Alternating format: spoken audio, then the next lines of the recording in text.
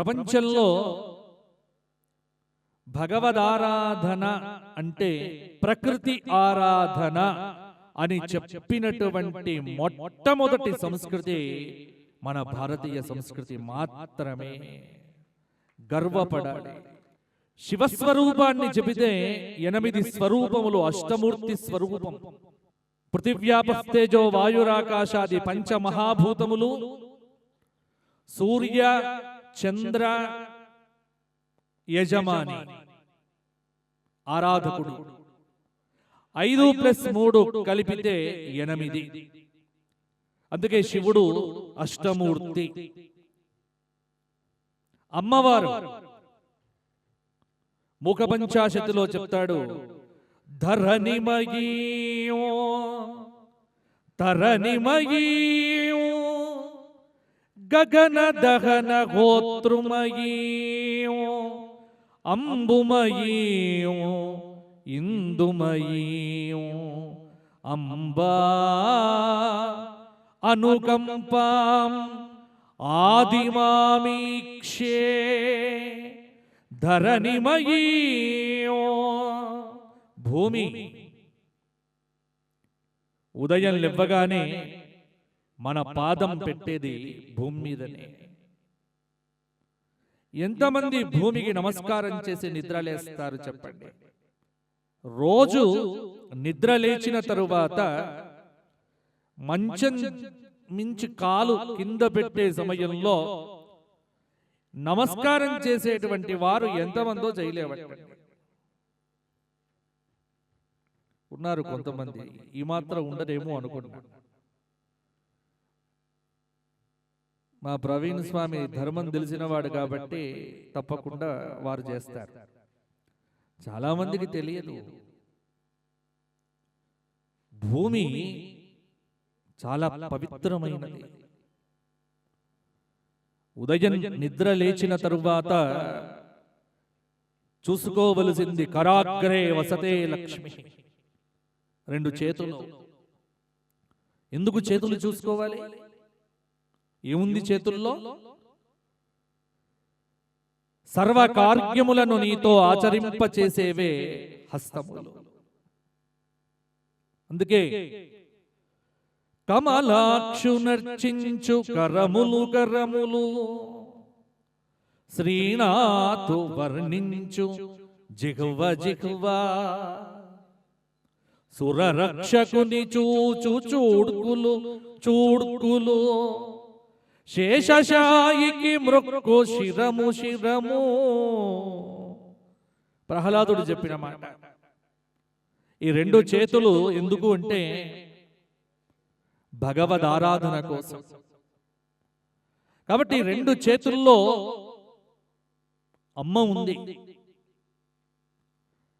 నిద్రలేవగానే ఇప్పుడేం చేస్తున్నారు? ఈ శ్లోకాన్ని మార్చి రాశారు. కరాగ్రే వసతే ఐఫోన్. ఇదే మొట్టమొదలు కళ్ళు తెరవక ముందు మన చెయ్యి పడేదే దాని మీద. అంటే అంత శాసిస్తోంది మనను. యంత్రాధీనంలోకి మనం వెళ్ళాలా, మనకు యంత్రం అధీనంలో ఉండాలా అంటే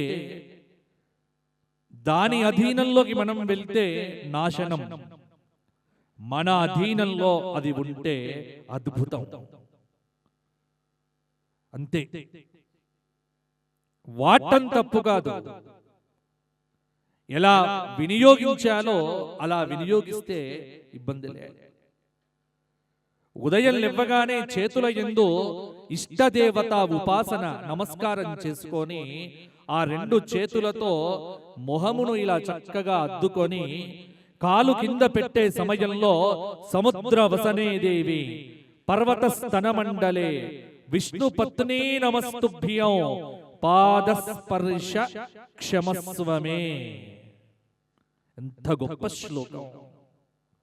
అమ్మా ధరణిమయీ, భూమి ఎప్పుడు కూడా భూమే. భూమి ఎప్పుడు ఎవ్వడి అధీనం కాదు. పంచభూతాలు ఎవడి సొత్తు కాదు. పరమేశ్వరుడిది. కానీ ఇప్పుడు ఏమిటి? ఎవడో పాట రాశాడు, ఈ నేల మనదిరా. నీ మొహం. ఈ నేల నీది కాదు, నాది కాదు, మనది కాదు. ఈ నేల అమ్మది. అసలు ఈ మొత్తం ప్రాపర్టీకి ఎవరు హక్కుదారు? భాగవతంలో చెప్పారు, సముద్రంలో మొత్తం మునిగిపోయినటువంటి భూమిని తన కోరల మీద పెట్టి లేపినటువంటి వాడే వరాహస్వామి. ఆ వరాహమూర్తిగా అవతరించి ఈ భూమిని, అందుకే ఈ మొత్తం భూమి మొత్తం ఎవరి పేరు మీద రిజిస్టర్ అయి ఉన్నది అంటే మొదటి స్వామి వరాహస్వామి. కానీ ఎక్కడ లింక్ డాక్యుమెంట్ లో ఉండదు ఆయన పేరు. లింక్ డాక్యుమెంట్ లోనే ఉండదు ఆయన పేరు. ఈ లింక్ డాక్యుమెంట్ చూసినప్పుడల్లా నీకు జ్ఞానం కలగాలి. ఎందుకంటే నీకంటే ముందు ఎంతమంది ఈ భూమిని అనుభవించిపోయారో వాళ్ళ ఫోటోలు ఉంటాయి. వాళ్ళ ఫోటో పక్కన కీషే అని ఉంటుంది, కీర్తిశేషులు. నెక్స్ట్ నువ్వే.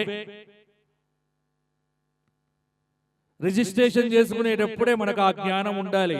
ఓహో, ఇదేదో వ్యవహారంలో మాత్రమే రిజిస్ట్రేషన్ తప్ప ఇదేది నాది కాదు.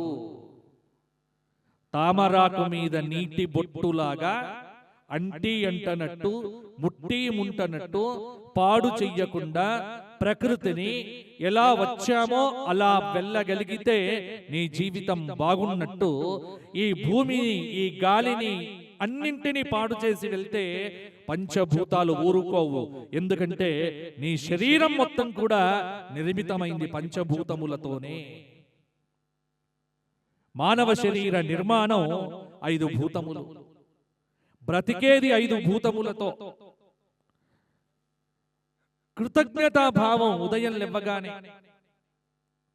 నమస్కారం చెయ్యండి. అలా నమస్కారం చేసే వాడిని భూమి కాపాడుతుంది, భూమాత రక్షిస్తుంది. నీవు చేసే ప్రతి కర్మకు ఆవిడే సాక్షి. అజామిలోపాఖ్యానంలో చదువుతారు కదా కార్తీక పురాణం. కార్తీక పురాణంలో కూడా ఈ కథ వస్తుంది. అజామిలోపాఖ్యానంలో నేను చేసే పాపాన్ని ఎవ్వడు చూడట్లేదు అని అంటాడు. పిచ్చివాడా, నువ్వు చేసే పాపాన్ని ఎవరు చూడకపోవచ్చు కాక, కానీ పంచభూతములు చూస్తున్నాయి. సూర్యుడు చూస్తున్నాడు, వాయువు వీక్షిస్తోంది. అవి లేని చోటు నువ్వు చెయ్యి. యమధర్మరాజు దగ్గరికి మనను ప్రవేశపెట్టినప్పుడు చిత్రగుప్తుల వారు, మన ఆధార్ కార్డు ఇక్కడే కాదు, యూనివర్సల్ ఆధార్ కార్డు అక్కడ కూడా ఉంది. అక్కడ కేవైసీ అప్డేట్లు ఏముండవు. ఎందుకంటే ధర్మం ఆల్వేస్ అప్డేట్ వర్షనే ధర్మం. గుర్తుపెట్టుకోండి, ధర్మానికి అప్డేట్ ఉండదు, అప్డేట్ అయినదే. అందుకే సనాతన ధర్మం అంటే ఏంటి అంటే ఆల్వేస్ అప్డేటెడ్. ఈ జగత్తులో ఒకే ఒక్కటి సనాతన ధర్మం. ఇది మార్పు ఉండదు. సైన్స్ మారుతుంది, టెక్నాలజీ మారుతుంది. 2G 3G అయింది, 3G 4G అయింది, 4G 5G అయింది, 5G 6G అవుతుంది, నెక్స్ట్ 7, 8 వస్తాయి. కానీ ధర్మం 1, ధర్మం 2, ధర్మం 3, ధర్మం 4 ఉండదు. అందుకే నేను చెబుతా, మారే సైన్స్ను మారని ధర్మంతో ఎప్పుడో మీరు సరిచూడవద్దు. ఇంతకంటే అద్భుతమైన టెక్నాలజీ కొన్ని వేల సంవత్సరాల క్రితం ఉంది. సుందరకాండ చదివితే పుష్పక విమానం లేదా? అప్పుడా ఎప్పుడో చూసాం మనం. కాబట్టి ఒక్కటి గుర్తు పెట్టుకోండి, మితిమీరిన అత్యాశ మానవుణ్ణి సర్వనాశనం చేస్తుంది. మితిమీరినమైనటువంటి దూర్జుడు చెబుతాడు కాళహస్తీశ్వర శతకంలో, అమర స్త్రీల రమించినంచెడదు మోహం బింతయున్ బ్రహ్మ పట్టము సిద్ధించిన ఆసదీరదు నిరూఢ క్రోధమున్న సర్వలోకములన్ మృంగిన మానదు ఇందుగల సౌఖ్యం వల్ల నీ సేవ చేసి మహా పాతక వారి రాశి కడతున్న శ్రీ కాళహస్తీశ్వర, మహాపాతక వారి రాశి కడతున్న శ్రీకాళహస్తీశ్వర. చదవండి శతకాలు, అజ్ఞానం పోతుంది, కోరికలకు అంతు లేదు. ఈ రోజు అయిపోయింది, వాట్ నెక్స్ట్, రేపేంటి, ఇది వస్తూనే ఉంటాయి. అందుకే పెద్దలు చెప్పిన మాట ఇప్పుడు రెండు మనకు లేవు. ఒకటేమిటి అంటే టైం లేదు, ఇంకోటేం లేదు, డబ్బు సరిపోదు. ఈ రెండు లేవు. ఎవడిని చూడండి ఫుల్ బిజీ, మొత్తం జీవరాశి అంతా బిజీ అయిపోయింది ఇప్పుడు. అందుకే ఇంట్లో ముసలి వాళ్ళతో మాట్లాడే మనిషి లేడు పాప. మనవడు మాట్లాడతాడా, బిజీ అమ్మా. ఈవిడ ఎవడి గోల వాడిది, ఎవడి లోకం వాడిది, ప్రతి వాడికి ఓ లోకంలో విహరిస్తూ ఉంటాడు భ్రమలో. కానీ ఒక్కడి గుర్తుంచుకోవాల్సింది ఏమిటి, తీరించుకుంటే తీరేది సమయం, చాలించుకుంటే చాలేది డబ్బు. ఈ రెండు మనం మన అదుపులో పెట్టుకుంటే అంత సుఖం ఇంకొకటి లేదు. అంత సుఖం. పరిగెత్తొద్దు, ప్రశాంతం ముందు తెచ్చుకోవలసింది.